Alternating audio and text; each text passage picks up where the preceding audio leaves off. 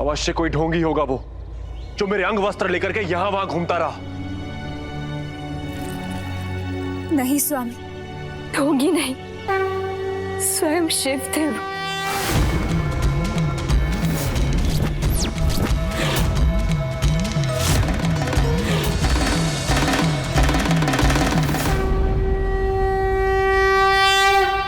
उन्होंने कहा मैं कौन हूँ ये कैसे बताऊं? कोई अपना समझ लो या कोई शुभ चिंतक। तो फिर मैंने तब क्यों नहीं माना कि वो ही मेरे भोलेनाथ है? उन्होंने कहा पूर्व जन्मों का परिचय। मेरे प्रभु, मेरे शिव शंभू यहाँ आए थे, आप यहाँ आए और मैं आपको पहचान ना सकी।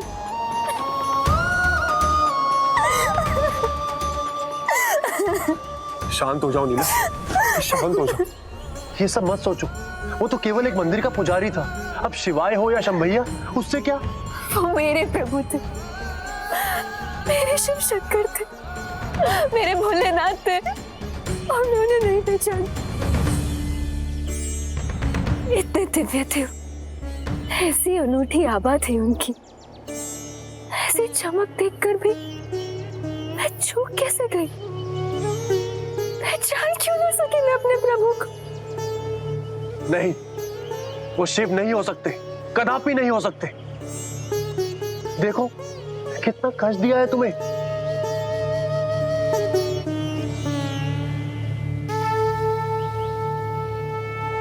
वो मेरे शिव थे, मेरे शिव।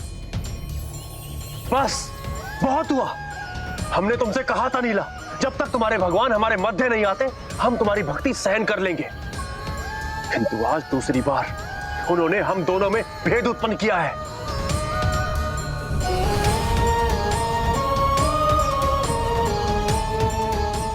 आज हम इस भगवान को हमारे बीच में से सदा के लिए हटा देंगे। तुम बस प्रार्थना करो, वो आकर रोक सके तो रोक ले मुझे।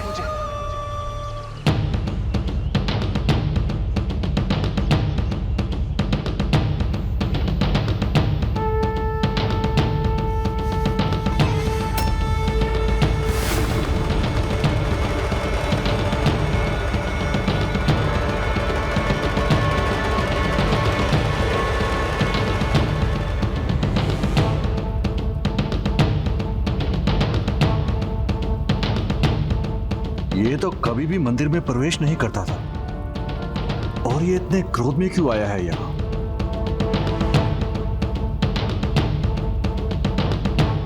रुको, मैं कहता हूं रुक जाओ।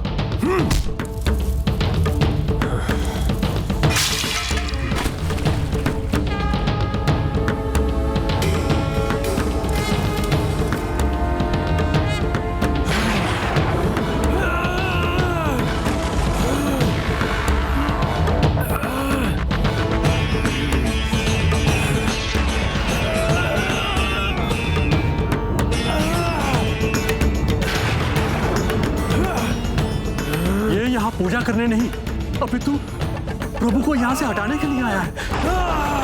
अब जब उसने स्पर्श कर मेरे काल हस्ती लिंग को अपनी भुजाओं में भर लिया है, तो मुझे उसे शांत करना चाहिए। अब उसके इस कर्म से उसके पिछले जन्म का दोष मिट गया।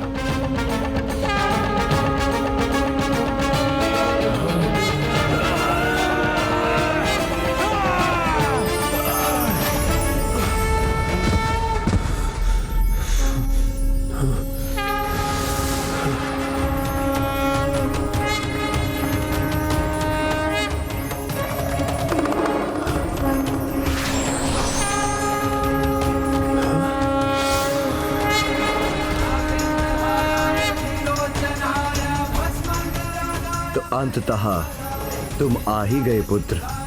मैंने कहा था ना, जब तुम अपनी त्रुटियां और दूसरे तुम्हारी विशेषताएं समझने लगे, और जब तुम दृष्टि से परे जो भी है उसे देखने लगोगे, तो तुम्हारा भी तीसरा नेत्र जागृत हो जाएगा।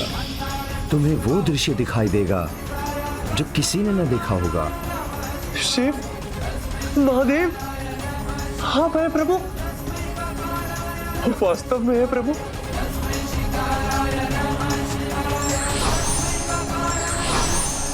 शिव,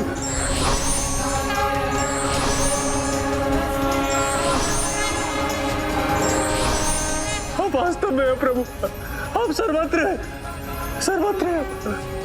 मेरे नेत्र खोलकर मुझे दर्शन देकर प्रभु आपने बहुत बड़ी कृपा की है मुझ पर। मुझे मेरी भूल समझा दी प्रभु, मुझे क्षमा कर दे प्रभु। इतने वर्षों तक मैं आपका अपमान करता रहा प्रभु, ना आपको माना, ना उनकी एक सुनी जिन्होंने आपको मानने के लिए कहा प्रभु। उन देवता तुल्य पिता को भी नहीं जिन्होंने मेरा पालन पोषण किया, मुझे निवास दिया, परिवार दिया प्रभु। अपनी पत्नी की एक ना सुनी प्रभु, जिसने सर्वस्व से अपना जीवन त्याग दिया मेरे लिए प्रभु। मैं ये मूर्खता करता रहा प्रभु, मुझे क्षमा कर दे मुझे प्रभु।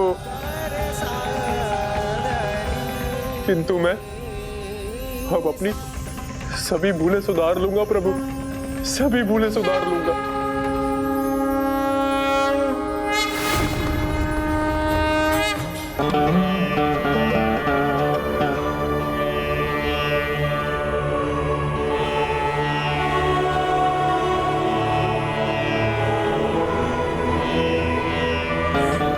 स्वामी, हम जगत के स्वामी के सामने झुके, मेरा जीवन सफल हो गया। नीला की सच्ची भक्ति थिन्ना को उचित मार्ग पर ले आई। उस दिन थिन्ना भी इस सत्य से अवगत हो गया कि जो कुछ भी होता है वो प्रभु कृपा से ही होता है।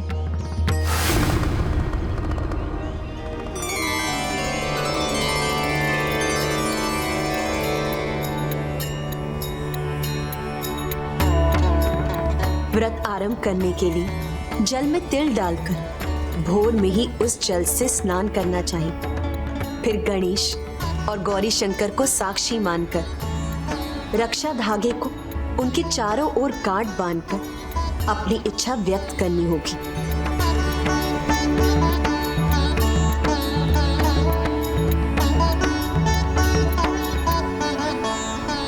हे विघ्नहर्ता, मैं अपने 16 सोमवार व्रत का आरंभ कर रही हूँ। मुझे आशीष दीजिए, मैं इसे निर्विघ्न पूर्ण कर सकूं। हे गणेश गौरी शंकर, मेरी एक ही इच्छा है, मुझे भी वैसा ही परिवार मिले जैसा आपका है। ओम गण गणपते नमः। ये तो नीला के साथ का ही परिणाम था जो थिन्ना को प्रभु के दर्शन मिले। उनकी इस कथा से हमें ये सीख मिलती है कि उचित जीवन साथी का साथ मिलने से जीवन में हमेशा सकारात्मक परिवर्तन ही आते हैं।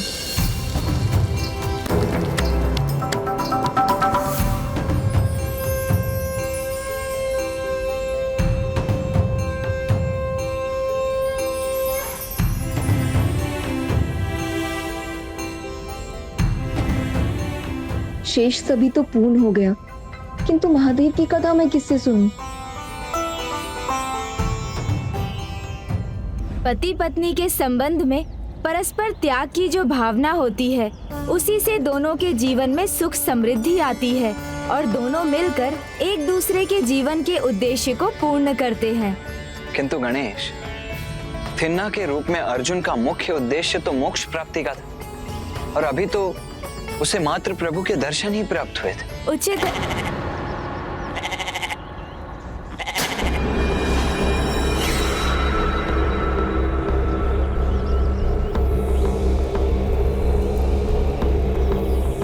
अब हम क्या करें?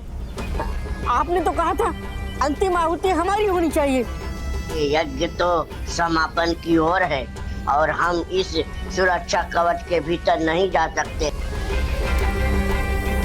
शांत हो जाओ, मुझे मत बताओ कि मुझे क्या करना है।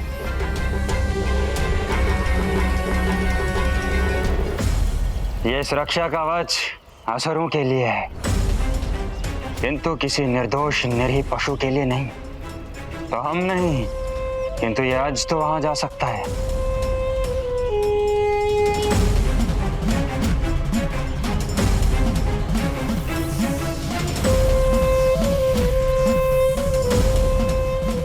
मेरा स्वामी मेरे ऊपर और संसार मेरे कदमों में।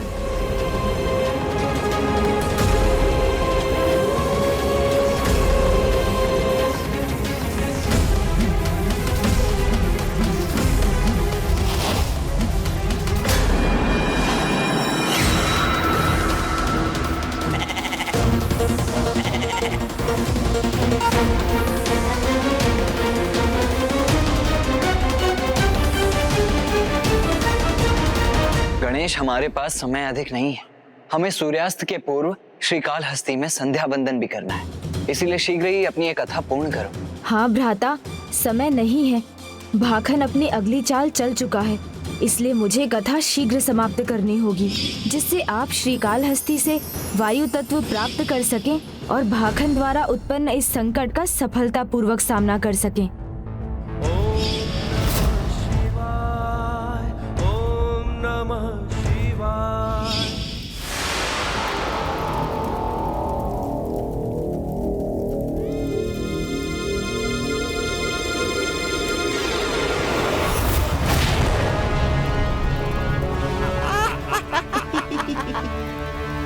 कहा था ना मैंने, यज्ञ देव ऋषि नारद का होगा, किंतु पूर्ण आहुति हमारी होगी।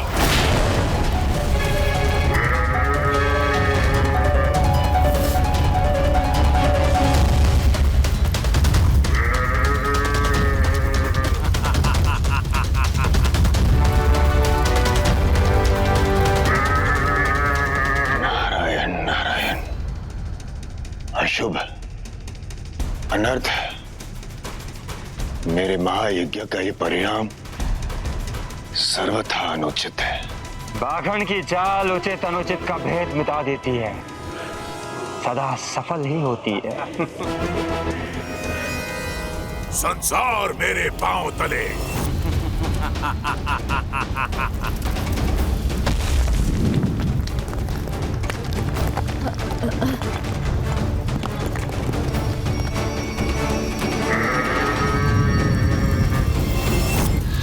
देव ऋषि, इस यज्ञ का फल तो हमें ही मिलेगा। पराक्रमी है कार्तिकेय, पर अब होगी उसकी मानसिक शक्ति की परीक्षा। ये भूकंपन कैसा था? स्वामीनाथा, अवश्य कोई संकट ही है, जिसे ढूंढकर हमें उसे मिटाना ही होगा। भाखन, तुम्हारी ये चाल सफल नहीं होगी, क्योंकि भ्राता कार्तिकेय का ध्यान अभी मैं बटने ही नहीं दूंगा। कथा सुनकर पूजा संपन्न होने और वायु शक्ति प्राप्त करने तक मैं उन्हें रोकूंगा। भाखन, मेरी योजना के अनुसार तो तुम्हें भ्राता का भक्त बनना ही है। भ्राता, आगे की कथा तो सुनिए।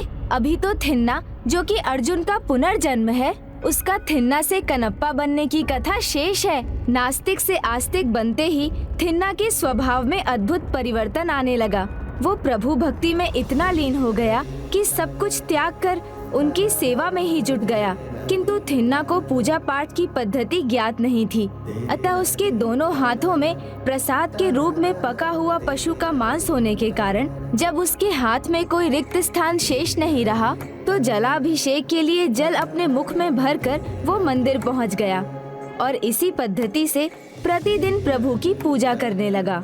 इस प्रकार अब उसके मन, दृष्टि और हृदय में बस शिव थे और शिव भक्ति थी। प्रभु का नाम भी जिसे कुपित करता था, वो अब उनका परम भक्त बन गया।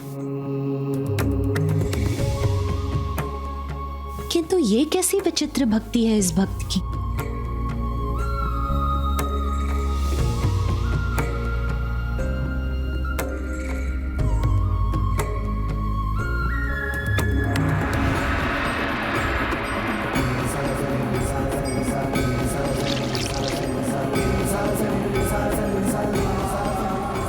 ओम शिवाय शंभु शंभु। विश्वास नहीं होता प्रभु इसकी भक्ति को स्वीकार करेंगे।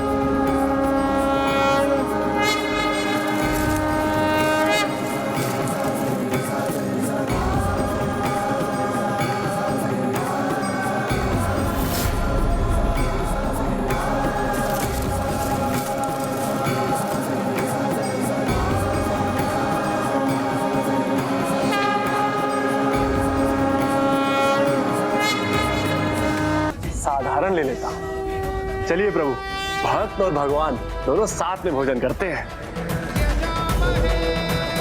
ग्रहण कीजिए ना प्रभु, कीजिए। समाप्त हो गया। प्रभु ने तो इसे छुआ भी नहीं। प्रभु, लगता है कि फल आदि खाकर आपका मन भरा हुआ है। कोई बात नहीं, आपकी इच्छा, किंतु भोजन व्यर्थ नहीं होना चाहिए, तो मैं ही ये समाप्त कर देता हूं। जय शंभू, जय शंभू।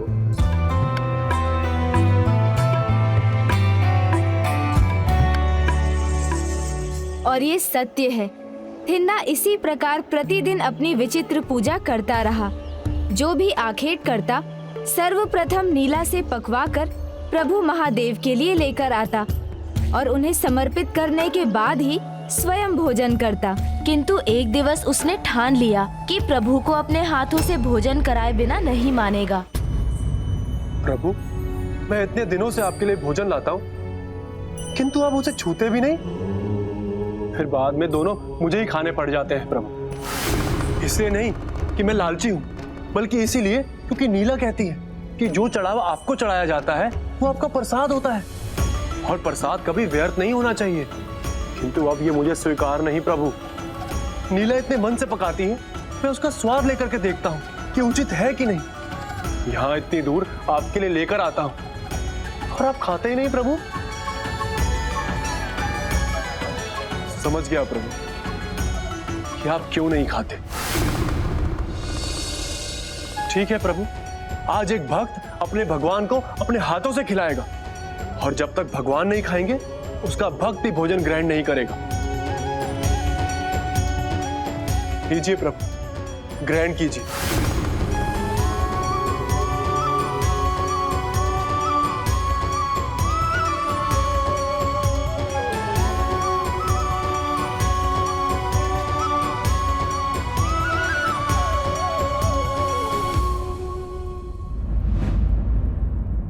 आप आते क्यों नहीं प्रभु?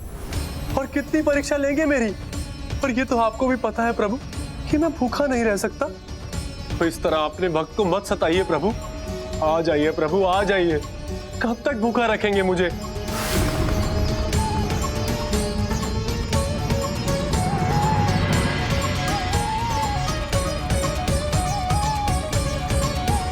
प्रभु,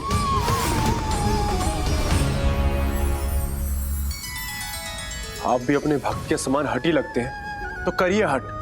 अपने भक्त को जन्म जन्मांतर तक भूखा रखना चाहते हैं ना, तो रखिए प्रभु।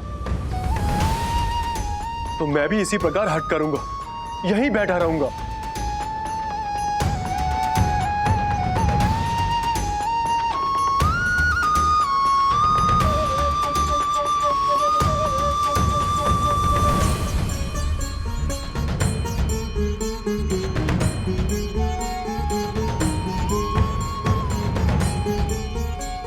प्रभु, यदि आज आपने दर्शन नहीं दिए ना, तो आपका ये भक्त अपनी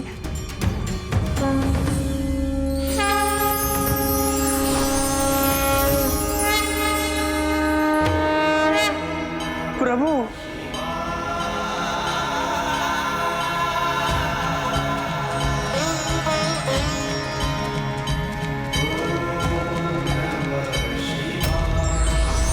जिस व्यक्ति की अनास्था जितनी अधिक दृढ़ होती है, उचित मार्गदर्शन मिलने पर उसकी आस्था भी उतनी ही अधिक दृढ़ हो जाती है।